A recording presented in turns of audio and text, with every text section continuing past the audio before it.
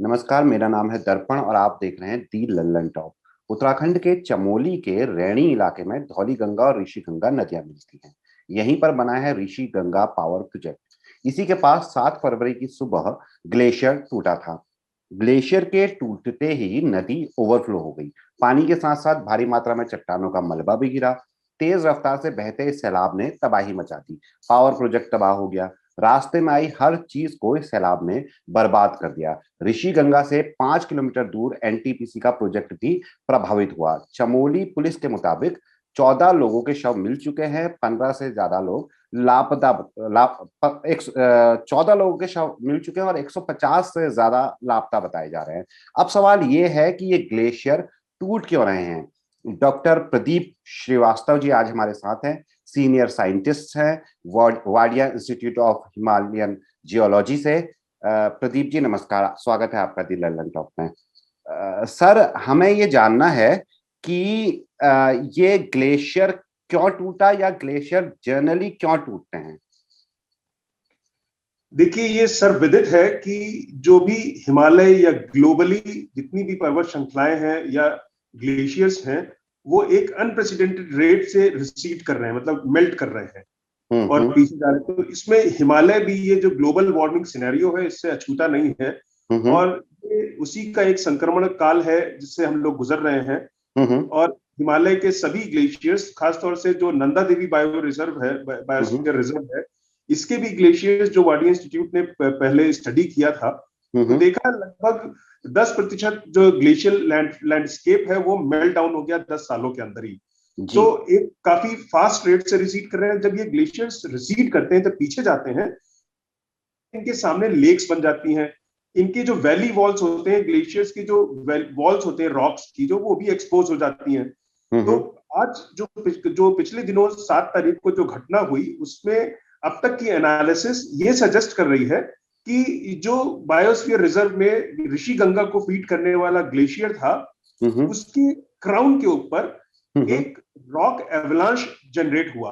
वो rock avalanche winters में इसलिए हो जाते हैं क्योंकि टेम्परेचर जो है रात को फ्रीजिंग हो जाते हैं, -5 डिग्री 6 डिग्री टेम्परेचर आजकल चल रहा था वहां पे, और दिन में वो 5-6 डिग्री 7 डिग्री पॉजिटिव प्लस में हो जाता है, यानी 10 डिग्री का जो टेम्परेचर ग्रेडियंट है, इसकी वजह से ये रॉक्स जो है फ्रीज एंड थॉ एक फिनोमिना होता है कि मतलब फ्रीज करेंगी और एक्सपैंड करेंगी। इसकी वजह से काफी टूट जाते हैं ये बड़े बड़े रॉक्स।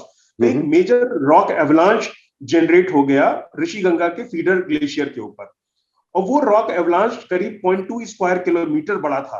और वो टूट करके ग्लेशियल बॉडी के ऊपर आया, और ग्लेशियल बॉडी जो है मेल्ट जनरेट करती है उसके बाद में, क्योंकि रॉक्स जो है वो एक प्रेशर्स के साथ में नीचे आते हैं, और वो मेल्ट वाटर और रॉक डेब्री लेकर के पूरा, क्योंकि वो सिस्टम बहुत ही हाई ग्रेडियंट जोन है हिमालय का, वहां की जो भी रिवर सिस्टम्स हैं वो 15 से 20 मीटर पर किलोमीटर का उनका ग्रेडियंट है, इवन ज्यादा होगा। और सर, ये ग्रेडियंट का अगर बता पाए, ये ग्रेडियंट का हाई ग्रेडियंट का मतलब सिंपली होता है कि रिवर का स्लोप क्या है। अच्छा, रिवर का जो लॉन्गिट्यूडनल स्लोप होता है वो ऊपर से नीचे किस रफ्तार से नीचे आ रही है, पर किलोमीटर कितना ग्रेडियंट मतलब हाइट लूज कर रही है रिवर। मतलब जो प्लेन इलाके में है ग्रेडियंट 0 कहा जा सकता है। प्लेन जो गंगा प्लेन है उसमें फ्यू सेंटीमीटर पर किलोमीटर है। शिवालिक में से 0.5 मीटर पर किलोमीटर है। जहां टेहरी डैम और श्रीनगर का डैम है वहां पे 1 से 2 किलोमीटर पर का ग्रेडियंट है। और जो हायर हिमालय के रीचेस हैं, केदारनाथ, बद्रीनाथ और त्रिशूली, जितना भी इसके नीचे के आसपास के जोन्स हैं, वहां पे करीब 7-8 किलोमीटर का ग्रेडियंट, 7-8 मीटर पर किलोमीटर का ग्रेडियंट है। मतलब काफी हाई हो जाता है ग्रेडियंट, स्टीप हो जाता है। तो कोई भी एक्टिविटी बहुत ही वेग के साथ में नीचे आती है, और जब एक वेग के साथ आती है तो रिवर सिस्टम्स का खास तौर से बिहेवियर क्या होता है, जो हाई ग्रेडियंट सिस्टम्स हैं वहां पर उनको वो और तेजी से इरोड करती है। तो इसका मतलब आसपास जो भी मलबा, डेब्री, सेडिमेंट पड़ा था उसको और उसने साथ में ले लिया। उसकी वजह से क्या होता है, पानी में जब सेडिमेंट लोड बढ़ जाता है तो पानी की बॉयंसी बहुत बढ़ जाती है। बॉयंसी मतलब जैसे आप एक प्लेन वाटर को बहाएं और एक शहद को फ्लो करें, तो शहद क्या करेगा, आसपास का जितना मटेरियल होगा उसको अपने साथ में लेता हुआ चला जाएगा। लाइकवाइज जब आपने पानी के साथ में बहुत सारा सस्पेंडेड लोड और डेब्री मिला दिया तो पानी की डेंसिटी हाई हो जाती है, और वो हाई डेंसिटी जो होती है, किसी भी बड़े से रॉक बोल्डर हुआ, जैसे फॉर एग्जांपल इस ऋषि गंगा के केस में देखें तो जो उसका डैम का स्ट्रक्चर था उसको ही उसने पूरा नेस्तनाबूद कर दिया। साथ में 60 मीटर स्पैन का बीआरओ का ब्रिज था, उसको खत्म कर दिया। तो इनकी जो पोटेंशियल एनर्जी होती है इन फ्लोज की बहुत ही हाई होती है। इसको जब किसी भी स्ट्रक्चर से इंटरैक्ट कराएंगे वो फ्लो करके बह जाएगा। सिमिलर हम लोग ने जब 2013 का इवेंट हुआ था, इसी तरीके की त्रासदी हमने बद्रीनाथ के वैली में देखी थी, केदारनाथ की घाटी में इसी तरीके से देखी थी। तो ये नोन इवेंट्स है, ये नोन बिहेवियर है, और डिजास्टर तब कन्वर्ट हो जाता है जब ये नेचुरल फिनोमेना जो है ह्यूमन इंटरफेस पे होता है। तो सर, जैसे मेरे दो सवाल थे जिसके आप उत्तर पहले ही दे चुके मुझे, कि फरवरी के समय में ग्लेशियर क्यों टूटते हैं। तो आपने बड़ा बताया है कि 10 डिग्री, 10 से 15 डिग्री का जो टेम्परेचर होता है उसके चलते ये ग्लेशियर जो टूटते स्नो हैं। मेल्ट जब जनरेट स्नो सीजन होता है जनवरी फरवरी का, उसके बाद में जब थोड़ा सा भी विंटर के फैग एंड पे आते हैं तो टेम्परेचर बढ़ना शुरू होते हैं और स्नो पैक जो है नीचे से मेल्ट होना शुरू होता है। तो फरवरी से लेके अप्रैल तक का एवलांच प्रोन टाइम कहलाता है। जी, प्रदीप जी, आपने एवलांच के बारे में बताया। एवलांच का थोड़ा सा अगर आसान भाषा में हमें बता पाए क्या होता है, और भारत में या फिर भारत के पहाड़ी इलाकों में इसका कितना खतरा है भविष्य में या पास्ट में, अगर बता पाए आप।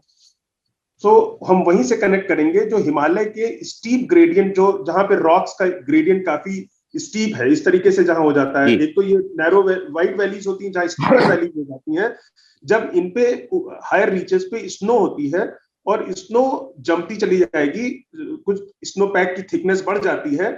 उसके बाद में जब विंटर्स खत्म होते हैं, समर सेट इन होना शुरू होता है, तो जो प्री समर सीजन है फरवरी मार्च अप्रैल, उस समय जब टेम्परेचर राइज करते हैं तो आइस और जो स्नो है और जो रॉक है उसके बीच में जो इंटरफेस है वहां पर मेल्टिंग शुरू होती है धीरे से। मेल्टिंग जब शुरू होती है तो जो स्नो है वो अपने ही अंडर द ग्रेविटी नीचे की तरफ मूव कर जाती है। और इतना बड़ा साइज होता है उसका, वो पूरा का पूरा आइस पैक जो स्नो पैक होता है वो नीचे मूव करता है, और उसी को ही हम लोग स्नो एवलांच कहते हैं। लाइकवाइज रॉक एवलांच भी होता है, और इस केस में क्या हुआ, रॉक और स्नो एवलांच का एक मिला जुला रूप देखने को मिला है। जी, इसमें कुछ लोगों का मत है, कुछ पर्यावरण विदों का मत है कि ये मैन मेड आपदा है, प्राकृतिक आपदा नहीं है। इस पे आप कुछ कमेंट करना चाहेंगे, कुछ स्टेटिस्टिक्स के हिसाब से, या फिर यह अभी काफी जल्दी होगी? प्राकृतिक आपदा नाम की कोई चीज नहीं होती है। प्राकृतिक नेचुरल बिहेवियर होता है किसी भी सिस्टम का। जैसे नेचुरल फिनोमेना, फ्लड होना किसी भी नदी का एक नेचुरल बिहेवियर है। इसी तरीके से ग्लेशियर्स का मूव करना, मेल्ट करना एक नेचुरल बिहेवियर है। ठीक है, ये इसके इनका जो डोमेन है, डोमेन ऑफ एक्टिविटी, जैसे रिवर का डोमेन ऑफ एक्टिविटी क्या होगा, उसका फ्लड प्लेन है, उसका रिवर बेड है। अगर इसी सब जगह पे हम लोग इंफ्रास्ट्रक्चर डेवलपमेंट करेंगे या रहने लगेंगे तो ये एक नेचुरल डिजास्टर में कन्वर्ट हो जाता है, क्योंकि नेचुरल फिनोमेना और ह्यूमन का इंटरफेरेंस ये मिल करके नेचुरल डिजास्टर में कन्वर्ट हो जाता है। हिमालय के ये जोन्स चिन्हित है कि कहां पर स्टीपर ग्रेडियंट है, कहां पर रिवर सिस्टम जो है वर्टिकली इरोड करके गॉर्ज बना रही है, कहां पर रिवर सिस्टम एग्रेड करके फ्लड प्लेन्स बना रही है। तो ये सब चिन्हित है, और ये हमें पता होना चाहिए कि कौन से जोन्स में इंफ्रास्ट्रक्चर डेवलपमेंट किस तरीके का करना है। तो हिमालय की जो लैंडस्केप है और जियोलॉजी है, जो पर्यावरण है, उसको रिस्पेक्ट करना होगा। जी, मुझे याद है प्रदीप जी, कुछ दिनों पहले जब मैं अरावली पहाड़ियों के ऊपर एक स्टोरी कर रहा था, तो मेरी जानकारी में आया कि इसे दादा और पोते का रिश्ता कहा जाता है। मतलब अरावली इतना पुराना है और जो हिमालय है वो काफी नया है, तो यहाँ पे ज्यादा चीजें होती रहती हैं। ये तो है ही, साथ ही साथ जो हम लोग कर रहे हैं अभी, जैसे कि मेरा ये सवाल है, हाइड्रो प्रोजेक्ट्स के से पर्यावरण को कितना नुकसान है, और इस स्थिति में या फ्यूचर में कितना नुकसान हो सकते हैं, हमको कैसे इसको बचना चाहिए? हमारा सोचना इस पे एक दूसरा एंगल रखता है। हाइड्रो पावर तो नीडेड है हमें, क्योंकि हमें ग्लोबल वार्मिंग सिनेरियो में ऑल्टरनेटिव सोर्सेज ऑफ एनर्जी को टैप करना है, राइट। लेकिन ये सोचना है कि कौन सी जगह पे हमें लीस्ट, जिसको कहते हैं डिवास्टेशन होगा, एक विन विन सिचुएशन कहां पे आएगी। फॉर एग्जांपल रिवर सिस्टम्स है जैसे, तो एक जैसे हमने बताया high high gradient river system में, जैसे आपके ऋषि गंगा हो गई, इसमें पता है ऊपर वेजिटेशन कवर भी नहीं है, इसमें ग्लेशियर है, वहां पर डेब्रीज बहुत ज्यादा रहती हैं और कभी भी वो मेल्ट बढ़ सकता है, घट सकता है। तो वहां पर जब भी हम कोई इस तरीके का इंफ्रास्ट्रक्चर बनाएंगे तो उसका फेट यही होने वाला है। ऑन द कंट्री, जब लोअर रीचेस पे हम पहुंचते हैं, लोअर ग्रेडियंट सिस्टम पे, जैसे टेहरी है, ये आपका श्रीनगर का डैम है, लाइकवाइज इसी एल्टीट्यूड पे यहाँ पे रिवर सिस्टम्स का ग्रेडियंट थोड़ा कम हो जाता है। तो आपने देखा होगा कि 2013 में भी इन डैम्स ने एक कुशन का काम किया था, ये एब्जॉर्ब कर लेते हैं बड़े बड़े डिजास्टर्स, इस तरीके के डिजास्टर्स को।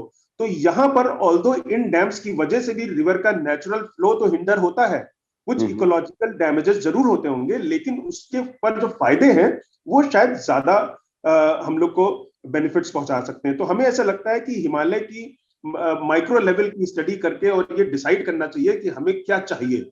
हम चाहते हैं ऐसा इंफ्रास्ट्रक्चर डेवलपमेंट जो कि हर बार डैमेज हो और लॉस हो, साथ में लाइफ का लॉस हो जाए, या ऐसा इंफ्रास्ट्रक्चर डेवलपमेंट चाहते हैं जो लॉन्ग टर्म एंड सस्टेनेबल हो। तो हमें ऐसा लगता है कि hydro power project lower gradients जो है हिमालय के, वहां पे सस्टेनेबल है और ज्यादा बेनिफिशियल है, और वो एक बड़े डिजास्टर्स के कुशन के तरीके से काम करते हैं। और ये कुछ और चीजें मैं इसमें जोड़ना चाहूंगा, थोड़ा इसको ब्रॉडर पर्सपेक्टिव देना चाहूंगा कि वहां पे जो अन्य चीजें चल रही है, केवल अगर हम हाइड्रो प्रोजेक्ट्स की बात ना करें, चार धाम परियोजना की बात करें, या फिर आपका 12 मंथ जो रोड की बात हो रही है, इन सब से आप क्या नुकसान या क्या फायदे देखते हैं? जैसा आपने सस्टेनेबल की बात कही थी, कैसे, क्योंकि देखिए विकास भी जरूरी है जैसा आपने कहा था, लेकिन कैसे वो सस्टेनेबल रहे और कैसे, मतलब भविष्य कैसा किस तरीके से होना चाहिए? अगर स्टडी होनी चाहिए तो किस तरीके से होनी चाहिए? क्या स्टडी ही हमारी 20 साल तक होते रहनी चाहिए? किस तरीके से आगे बढ़ना चाहिए हमें? इसमें हमारा सोचना यह है कि चार धाम जो रूट है उसको डेवलप तो करना ही है, क्योंकि हम चारों तरफ काफी फ्रेंडली नेशन से घिरे हुए हैं, और के साथ हम लोग को एक सामरिक दृष्टि के साथ में अपने रिलेशंस को बनाना है, गिव एंड टेक जैसे वो रखेंगे वैसे हमें रखना है, तो अपने आप को भी हमें स्ट्रांग रखना है, तो बॉर्डर्स तक हमें पहुंचना है। लेकिन एट द सेम टाइम जैसे हमने रोड्स बना दिया, बीआरओ ने जो ब्रिज बनाया था, क्या वो सोचा समझा नहीं होगा? सोचा होगा, लेकिन देखिए है क्या वो। अब इस कंडीशंस में जो वो हमारी शर्त है या हमारा थॉट है कि हमें रोड की कनेक्टिविटी रखनी है, वो कहां गई? इसका मतलब ये हुआ कि जो ब्रिज बनाया था, जो हाइडल प्रोजेक्ट्स बनाए थे, वो थॉटफुल नहीं थे। इसका मतलब अब हम ये कहना चाहते हैं कि आप जो भी डेवलपमेंट करें उसमें एक साइंटिफिक थॉटफुलनेस इनवाइब्ड होनी चाहिए, और वो एक कॉस्ट के साथ आएगी जी। उसके कॉस्ट को बढ़ाना पड़ेगा। कॉस्ट जो है वो सस्टेनेबल डेवलपमेंट के लिए आपको बताएगा।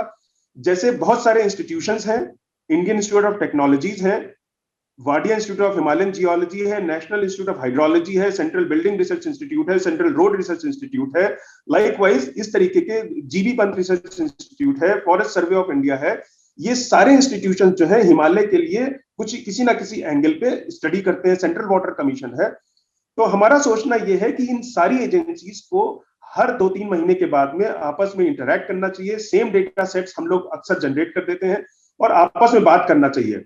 जब भी गवर्नमेंट को कोई भी इंफ्रास्ट्रक्चर डेवलपमेंट हो, जब तक कि ये 12-13 एजेंसीज आपस में मिल करके ये कहे ना कि हाँ ये डेवलपमेंट यहाँ पे फिजिबल है, इसको करना चाहिए, तो गवर्नमेंट को आगे बढ़ना चाहिए। अदरवाइज अगर ये कहते हैं कि नहीं बढ़ना चाहिए तो गवर्नमेंट को उसको रिस्पेक्ट चाहिए वहां पर सीधे सीधे। एक चीज तो ये बात हो गई। वंस आपने हम 12-13 एजेंसीज जो है इनकी बात को रिस्पेक्ट किया, इसका मतलब क्या होता है? अकाउंटेबिलिटी हमारी हो गई फिर।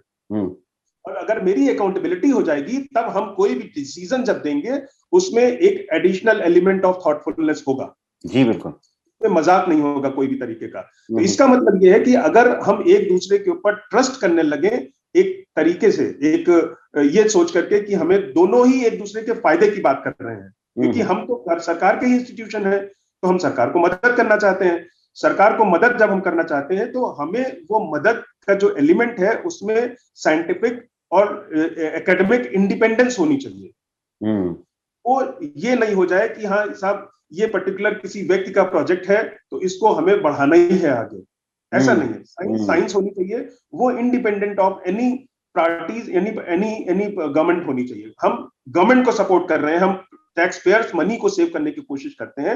इस वजह से हमको ऐसा लगता है कि 12-13 एजेंसीज जो गवर्नमेंट की इंफ्रास्ट्रक्चर डेवलपमेंट में मदद करती हैं, उन सबको एक टेबल पे हर 3 महीने के बाद बैठना चाहिए और गवर्नमेंट के जो भी इंफ्रास्ट्रक्चर प्रोजेक्ट्स हैं उनको गो अहेड करें, या वो कहें कि नहीं साहब ये फीजिबल नहीं है, गवर्नमेंट को अकॉर्डिंगली उसको रिस्पेक्ट करना चाहिए, तब अकाउंटेबिलिटी बताएगी।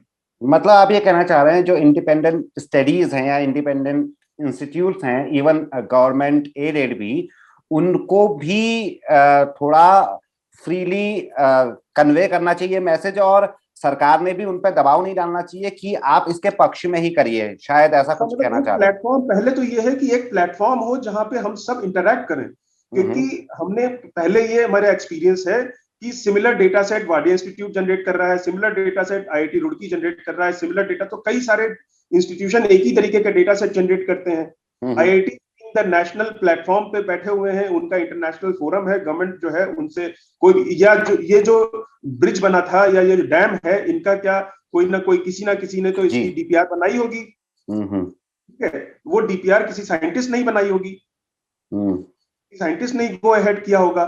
तो कहने का मतलब ये है कि साइंटिस्ट अब अकाउंटेबल होना चाहिए।